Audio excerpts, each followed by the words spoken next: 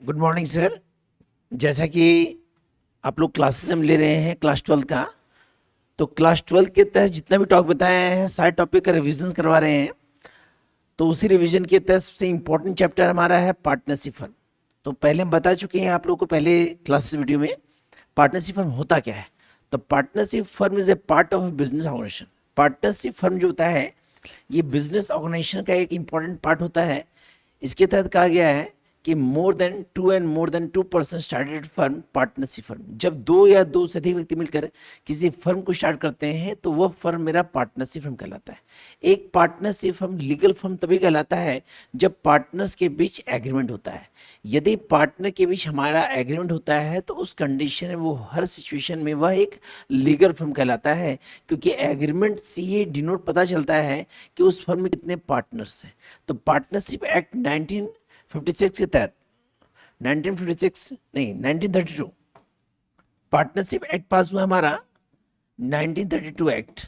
इस एक्ट के तहत हम लोग का बोला गया है कि पार्टनरशिप फर्म में मिनिमम जो लोग होते हैं, मिनिमम वो दो होते हैं, और मैक्सिमम जो लोग होते हैं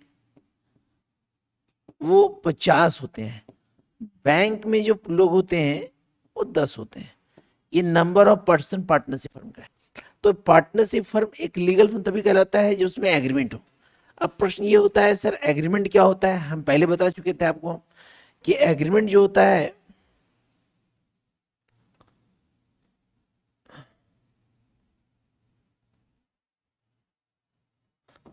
आपको हम पहले बता चुके थे, एग्रीमेंट एक प्रकार का डीड होता है।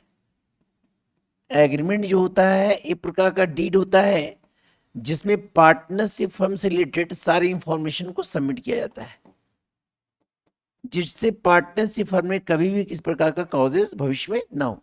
क्या क्या सबमिट होता है? Name of the firm and partnership firm का नाम पता, name of partner, interest capital, partner salary, हमारा इंटरेस्ट ड्राइंग, मतलब कह सकते हैं complete information of the partnership firm. उसी एग्रीमेंट के तहत सबसे इंपॉर्टेंट चीज मेंशन होता है हमारा एक death of partnership.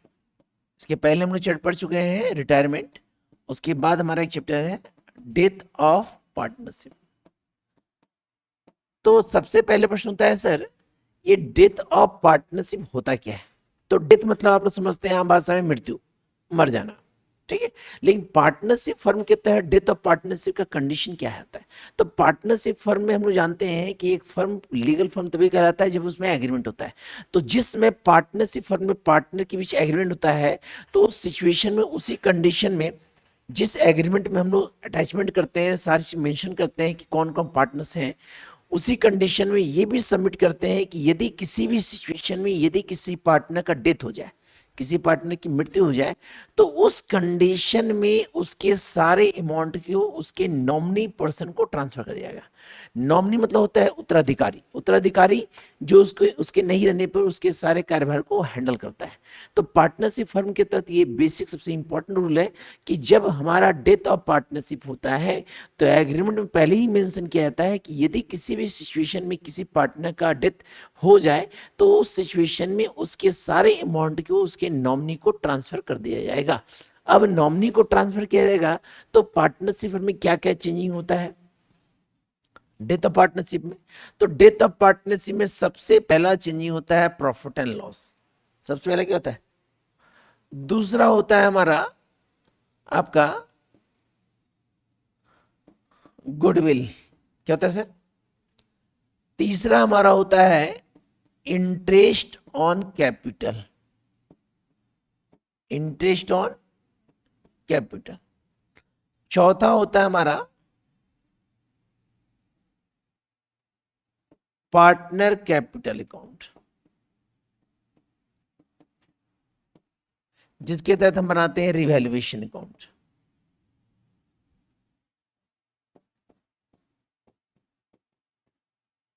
Revaluation account, good. तो इसी कंडीशन में सबसे पहला नियम हमारा है profit and loss, good.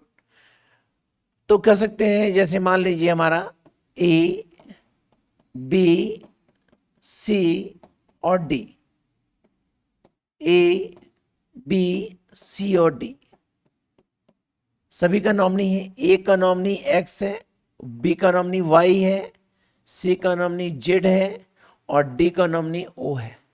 Good. किसी कंडीशन के कारण बी का डेथ हो जाता है, तो बी का तो डेथ हो गया, लेकिन बी को ये पता नहीं है, डेथ होने के पहले ये पता है कि हमारा प्रॉफिट कितना होगा, लेकिन डेथ होने के पश्चात जब वो दुनिया छोड़ के चला जाता है, उसकी मृत्यु हो जाती है, तो उसके पीएल का अमाउंट जो है वो किसको ट्रांसफर करेगा सर? वाई को। लेकिन वाई को ये पता नहीं है कि हमारा कितना प्रॉफिट लॉस होगा, तो उसी प्रॉफिट लॉस के तहत हम लोग क्या करते हैं, निकालते हैं, इसको बोलते हैं profit and loss suspense accounts.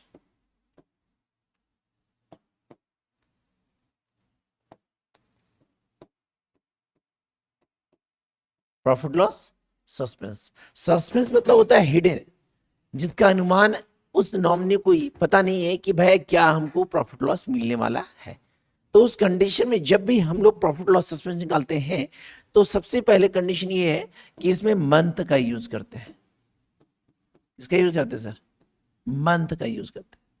तो सबसे पहले जब प्रॉफिट लॉस सस्पेंस होता है, तो रूल के अनुसार इसका एंट्री होता है हमारा profit and loss suspense account debit to death partner capital account. Death partner narration हो जाएगा being profit loss suspense amount, क्योंकि वाई को ये पता नहीं है कि भाई हमारे जो पर्सन थे, जो पार्टनरशिप में पार्टनर थे, उनका प्रॉफिट लॉस है कितना। तो जो ओल्ड पार्टनर बच जाते हैं, उनका रिस्पॉन्सिबिलिटी होता है कि उनके नॉमिनी पर्सन को वो प्रॉफिट लॉस ट्रांसफर कर दे। तो उसके लिए एंट्री होता है profit loss suspense account debit to death partner capital account. जैसे एक क्वेश्चन हमारा है, मान लीजिए हमारा क्वेश्चन है कि A B C partner in a firm, A B C partner एक फर्म के, रेशियो दिया हमारा 3:2:1, 3:1। बी जो है डेथ कर रहा है, बी डेथ कर रहा है मेरा 31 मार्च 2010। 2010 कब डेथ कर रहा है? 2000। प्रॉफिट दिया है हमारा फर्म का 3 ईयर का, फर्स्ट ईयर, सेकेंड ईयर और थर्ड ईयर। फर्स्ट ईयर दिया है 40,000, सेकेंड दिया है 50,000, देन थर्ड दिया है 60,000। गुड। हमारा फर्म जो है वो क्लोज कर रहा है हमारा 31 दिसंबर को, मतलब कैलेंडर ईयर। कौन ईयर?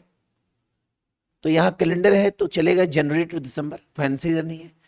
बोला है फाइंड जनरल प्रॉफिट लॉस। तो सबसे पहले इस कंडीशन में हमको ये पता है कि प्रश्न का ओल्ड रेशियो जो है ए का, बी का, सी का, वो है 3:2:1। गुड।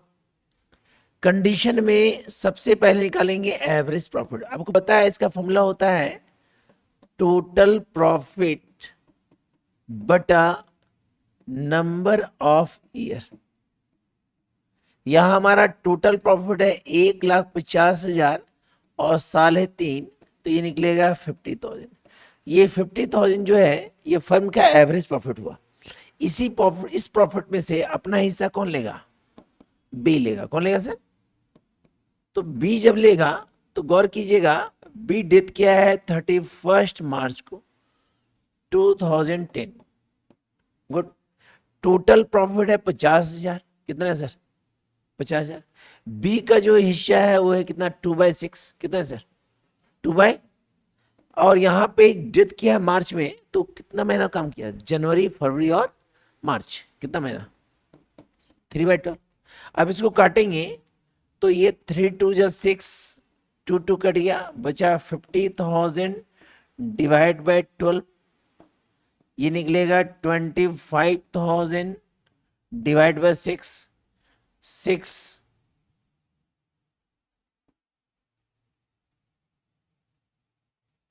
6 4 जा 24, 1 बचा, 6 1 जा 6 बचा 4, 6 अप्रॉक्स में 4167, 4167। अब इस कंडीशन के तहत जब इसका एंट्री करेंगे, गौर से देखेंगे तो यहाँ लिखेंगे डेट पर्टिकुलर अमाउंट, यहाँ लिखेंगे profit and loss suspense account debit to B's capital account, जिसका अमाउंट होगा 4167, 4167, 41। तो ये हमारा सॉल्यूशन हुआ, ये हमारा क्या हुआ, सॉल्यूशन हुआ।